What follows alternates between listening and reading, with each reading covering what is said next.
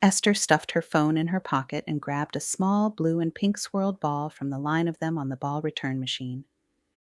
"Did you see that?" Steve asked. "I don't know why I don't go bowling more often. This is fun." He came to stand in front of her. "And not just because I'm currently running the highest score I've ever had." He leaned forward and kissed the tip of her nose. "The company I'm keeping makes it pretty awesome." Esther shook her head and smiled. She was having a good time. Maybe not as good a time as Steve appeared to be having, but he wasn't wrong. This was fun. "What's wrong?"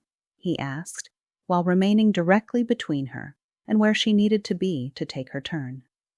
"Nothing's wrong." The half-shrug that accompanied her words was a reflex and wasn't going to convince anyone that the worship team's schedule hadn't made her heart pinch. "You looked troubled by something on your phone a minute ago."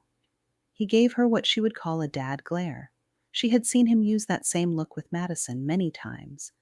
It was a look that said he didn't believe her and thought she was hiding something, usually because Madison was hiding something, kind of like Esther was doing right now.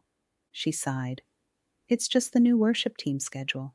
Fred's changed things around and suggested we need to be prepared for more changes after the holidays are over." "You don't like change?" She shook her head. "Not overly much. Especially since the main change was that she wouldn't be singing with Fred any time soon. She had only ever not sung with him when he was on a trip or sick, or when she was at university. Standing on stage at Hatfield Falls Christian Church without him just felt wrong, and now it appeared that she was going to have to feel that on the regular. It's just... She watched herself spin the ball she held slowly between her hands. "You get used to who you're serving with. You know how they are going to play, how long the intro will be." Their nods and looks about continuing the chorus. She shrugged. She knew all of Fred's cues. What if she didn't catch the cues from others? She'd look like the kid with the new clarinet in band class, who only knew how to squeak when everyone else knew how to make the thing play music. She had no desire to go back to that. "Ah, so there are going to be new things to learn." She nodded as she stopped spinning her ball and instead passed it from one hand to the other. "You must be good at learning new things. You're a teacher, right?" Steve's tone was optimistic. "Yeah, I guess." She chuckled. "But I'd really like to pout about having to do so." Steve laughed. "How about taking out that displeasure on those poor unsuspecting candlepins down there instead?" He tipped his head toward the lane. She arched an eyebrow at him. "You know I'm not 7, but nice try attempting to redirect my attention back to the game." "Meh," he said. "We're all 7-year-olds on occasion, and sometimes 7-year-olds can be much wiser than their toothless grins would suggest." He took a seat at the scoring table and picked up the pencil.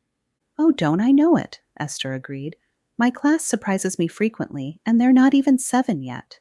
She stepped forward while swinging her arm back and bent to let the ball go. "I'm pretty sure they get their wisdom from their parents or grandparents," she said, as she tipped her head and watched her ball curve toward the gutter. Thankfully, it still managed to take out 2 pins. She turned and held her hands up. "I think you've sucked up all the good luck from this lane." "I doubt it." He came to stand next to her as she grabbed her next ball. "Show me how you're holding the ball." She held it up for him. "I saw this online, and so far, it seems to be working."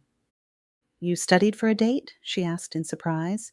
He smiled sheepishly. "I didn't want to look bad." His soft admission felt sweet as it registered in her mind. "Which, as you're finding out, is hard to do when bowling with me." She laughed. "So, how do I fix my game?"